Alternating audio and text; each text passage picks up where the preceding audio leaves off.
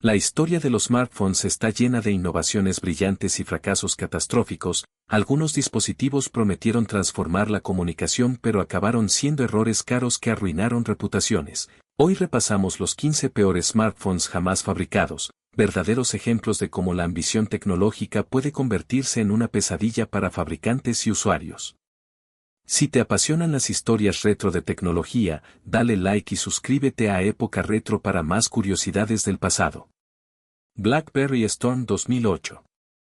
El BlackBerry Storm fue el intento desesperado de Research in Motion por rivalizar con el iPhone, pero terminó siendo uno de los mayores desastres en la historia de los smartphones. Su principal problema era la pantalla SurePress que exigía presionar físicamente para detectar los toques. En lugar de un simple toque, los usuarios debían empujar la pantalla hasta oír un clic mecánico, haciendo que escribir resultara lento, impreciso y extremadamente frustrante. El sistema operativo estaba plagado de errores, las aplicaciones se colgaban constantemente y la batería se agotaba en pocas horas. Para empeorar las cosas, el Storm ni siquiera incluía conexión Wi-Fi, una función imprescindible. En 2008 Verizon recibió tantas quejas y devoluciones que tuvo que reemplazar miles de unidades defectuosas, acumulando pérdidas de más de $500 millones y dañando gravemente la reputación de BlackBerry. ZTE Open. El ZTE Open fue uno de los primeros teléfonos en ejecutar Firefox OS, el ambicioso sistema operativo de Mozilla basado completamente en aplicaciones web.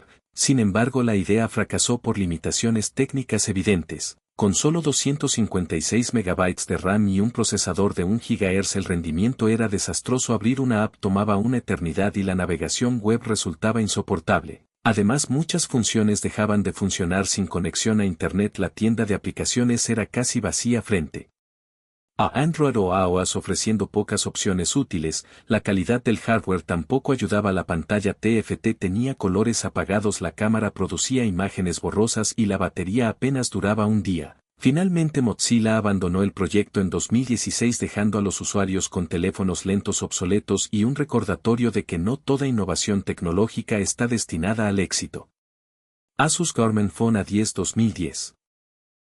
La colaboración entre Asus y Garmin buscaba combinar el sólido hardware de Asus con la avanzada tecnología GPS de Garmin, pero el resultado fue un completo desastre. El Garmin A10 se sentía más como un dispositivo de navegación con funciones telefónicas que como un smartphone moderno. El software de Garmin ocupaba gran parte del limitado almacenamiento interno, mientras que el rendimiento general era lento y torpe debido a su hardware desactualizado y una capa de personalización pesada sobre Android. La pantalla resistiva requería aplicar presión para responder, la cámara tomaba fotos de baja calidad y el diseño grueso y anticuado no ayudaba en absoluto. Finalmente los usuarios optaron por soluciones gratuitas y mucho más funcionales como Google Maps, dejando a la A10 como un ejemplo clásico de cómo una mala ejecución puede arruinar una idea prometedora. Motorola Backflip 2010. El Motorola Backflip intentó destacarse con un diseño fuera de lo común, un teclado físico que se doblaba hacia atrás, pero el resultado fue más un experimento fallido que una innovación real. Al cerrarlo, las teclas quedaban expuestas, acumulando polvo y activándose accidentalmente, lo que afectaba su durabilidad. Funcionaba con Android 1.5, una versión obsoleta incluso en su lanzamiento, y nunca recibió actualizaciones relevantes. La capa MotoBlur ralentizaba el sistema y hacía la experiencia confusa. Su pantalla de 3,1 pulgadas y resolución de 320 x 480 píxeles se sentía diminuta y pixelada para 2010. Además, el trackpad trasero detectaba toques involuntarios, volviendo el uso del teléfono aún más frustrante. Con ventas bajas, críticas negativas y una reputación en caída libre, AT&T lo descontinuó rápidamente, consolidando al Backflip como uno de los mayores fracasos de Motorola en la era Android. Microsoft Kin. Los Microsoft Kin representan uno de los fracasos más notables en la historia de la telefonía móvil. Microsoft destinó más de $1.000 millones al desarrollo de estos teléfonos enfocados en redes sociales, pero el proyecto se descontinuó tras solo 48 días en el mercado. Dirigidos principalmente a adolescentes, los dispositivos carecían de soporte para aplicaciones de terceros, lo que los hacía poco competitivos frente a Android o iPhone. El hardware era mediocre, pantallas pequeñas, procesadores lentos y cámaras de baja calidad, mientras que los costosos planes de datos ofrecían mucho menos que los smartphones premium. Con ventas inferiores a 10.000 unidades, el proyecto dejó pérdidas millonarias y despidos de empleados. El Kim se convirtió en un ejemplo contundente de cómo una estrategia mal planificada puede hundir incluso a gigantes tecnológicos como Microsoft. LG G5 2016. El LG G5 prometía revolucionar la industria con su concepto modular, permitiendo cambiar componentes para ampliar funciones, pero la ejecución fue un desastre. Aunque la idea era innovadora, LG lanzó solo 2 módulos durante la vida del dispositivo, lo que limitó por completo su atractivo. Además, cada vez que se quería cambiar un módulo era necesario apagar el teléfono, volviendo el proceso lento e incómodo. Con el tiempo los conectores se aflojaban, provocando fallos de conexión y pérdida de funcionalidad. La calidad de construcción también se vio comprometida, el cuerpo se sentía frágil, poco premium, y la pintura se desgastaba con facilidad, dejando el metal expuesto. Ante las críticas y las bajas ventas, LG abandonó rápidamente la idea modular con el G5, reconociendo que el G5 había sido un error costoso y decepcionante. Google Nexus Q. El Google Nexus Q fue uno de los lanzamientos más desconcertantes en la historia de la compañía. Esta elegante esfera negra de streaming tenía un precio de $299, casi 3 veces más que otros dispositivos similares, pero ofrecía menos funciones. Solo podía reproducir contenido de Google Play, lo que la hacía prácticamente inútil fuera del ecosistema de Google. Su diseño esférico, aunque visualmente atractivo, era impráctico. Rodaba fácilmente, los puertos estaban mal ubicados y las luces LED resultaban más decorativas que funcionales. Además, no incluía control remoto y solo podía manejarse desde un teléfono Android. No tenía soporte para Netflix, Hulu ni otros servicios populares y era incompatible con iPhone. Ante las críticas por su alto precio y funcionalidad limitada, Google canceló el Nexus Q antes de su lanzamiento oficial, reembolsando a todos los compradores anticipados. Samsung Continuum.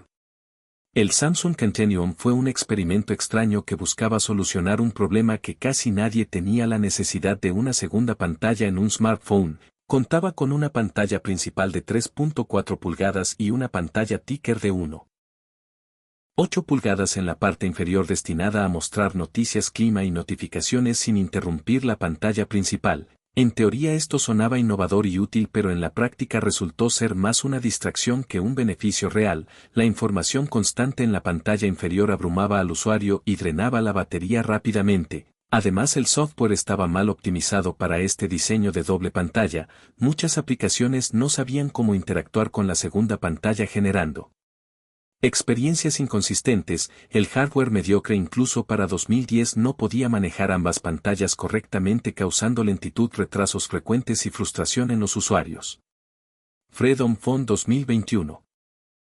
El Freedom Phone fue más una estafa que un smartphone legítimo. Comercializado como un teléfono libre de censura para conservadores estadounidenses, era simplemente un teléfono chino barato revendido a precio premium. El dispositivo era un Humidigia 9 Pro rebrandeado que costaba alrededor de $119 en AliExpress, pero se vendía por $499. Los compradores pagaban 4 veces el precio por el mismo hardware con una ROM personalizada básica. El sistema operativo libre de censura era simplemente Android con algunas aplicaciones preinstaladas como Parler y Dumble. No había innovación real o características únicas que justificaran el precio premium. La calidad de construcción era terrible, la pantalla se rayaba fácilmente, la cámara producía fotos borrosas y el rendimiento era lento debido al procesador desactualizado. Peor aún, el teléfono tenía serios problemas de seguridad, ya que la ROM personalizada no recibía actualizaciones de seguridad regulares. HTC 7 Surround. El HTC 7 Surround fue uno de los primeros teléfonos Windows Phone 7 y demostró que la plataforma Microsoft luchó por ganar tracción.